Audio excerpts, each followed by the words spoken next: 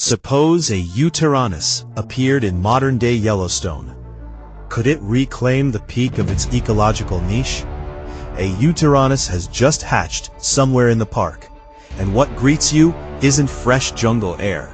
It's a tongue, licking your face again and again before you even open your eyes. This is Little Black, a wolf pup recently separated from his pack while chasing a rabbit, who stumbled onto your egg thinking he'd found a meal. He keeps licking the egg fluid, completely unaware anything has changed, until you push him away with your claw. Only then does he realize you exist. The two of you freeze, staring at each other in total silence. He has no idea what you are. Your genes hold traces of ancient predators, but nothing that recognizes a wolf. You don't attack, you just tilt your head and let out a low, weak growl. Little Black takes a wary step back, eyes locked on you. For a young animal, any wound could mean death, so conflict is something to avoid at all costs. He turns and walks off into the distance. But to you, he's the first living creature you've ever seen, and your newly hatched mind hasn't yet learned to tell friend from stranger. So you simply get up and follow him. Startled by the movement behind him, his back tenses and he quickens his pace. Your early days together are far from smooth.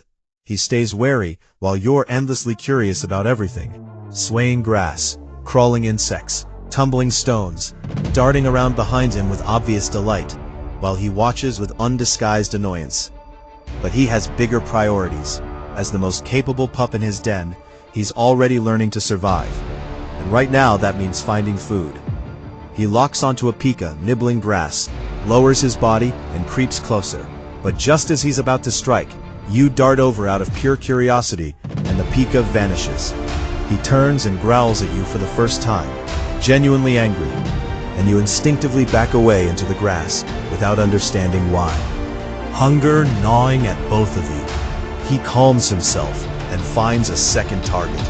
This time, the ambush runs flawlessly, but the panicked pika bolts straight into the grass where you're hiding, and you instinctively snap it up. He freezes, torn between fighting you for it or searching elsewhere, until you notice his gaze, understand exactly what he wants, and simply set the pika down in front of him. He hesitates, looks up at you, then finally relaxes completely. A wolf and a dragon, sharing a meal on the open grassland. 0300. Over the next 3 months, Yellowstone's vegetation explodes, and the hills fill with rabbits and squirrels. You two develop a rhythm. Little Black flushes prey from the underbrush, while you guard the perimeter, using your powerful juvenile legs to cut off every escape route before he even finishes the chase. After each hunt, you eat together, your neck feathers pressed against his fur, all the early distance between you long gone. At night, you find a sheltered slope to rest, and when he howls up at the sky, you find yourself growling low in your throat, right alongside him. But no pack ever answers. Across the whole wilderness, you're the only companions either of you has. 0400. 3 months pass, and you grow past 2 meters, your slender frame filling out with dense muscle, your claws sharpening, and every time Little Black looks up at you now, there's real astonishment in his eyes. He remembers when you were the same size. One afternoon, a red fox stalks toward him as he rests beneath a tree. But the instant it spots you standing nearby, its legs lock up, and it slinks silently back into the forest. Then, 3 more months on, Yellowstone turns to winter. Heavy snow blankets everything. Temperatures drop below freezing, and your body, built for the warm, humid Jurassic, has no defense against this kind of cold. Your scales can't hold heat.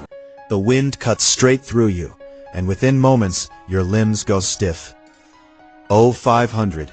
Little Black notices first, circling you again and again, rubbing his fur against your scales, but it does nothing.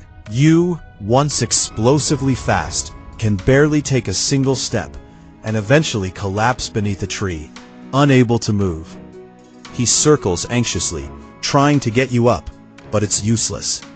For days he takes over all the hunting alone, ranging farther and farther as prey grows scarcer in the snow, leaving before dawn each morning and returning thinner every time. Watching him wear himself down for you stirs something you've never felt before: gratitude and a helplessness at having nothing left to give back.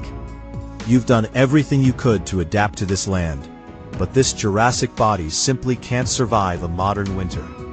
You stop trying to get up and lean against the tree, quietly waiting for the end. Then Little Black comes racing back through the pines with no prey in his mouth, circling you frantically, pushing at your legs with his head, tugging your scales with his teeth, whining urgently.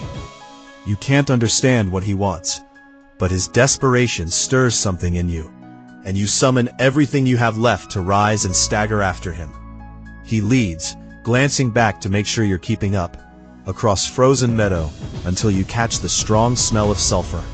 Yellowstone's geothermal heat, hot springs and geysers warming the air far above the freezing world outside.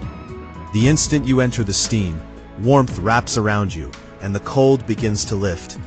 Your limbs slowly wake up again. You're no longer freezing to death. From then on, Little Black hunts every day, but he's no longer alone. The warm valley draws in bison seeking shelter from the cold, and the drifting mist hides you both from the adult's eyes, letting your 2.5-meter body take down calves with ease. Under that white mist, the two of you find a way to survive together that belongs only to you.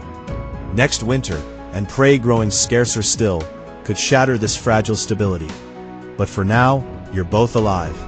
The wind and snow keep moving, time keeps moving, and you stand together in the mist, in an era that was never yours, quietly waiting for the next season.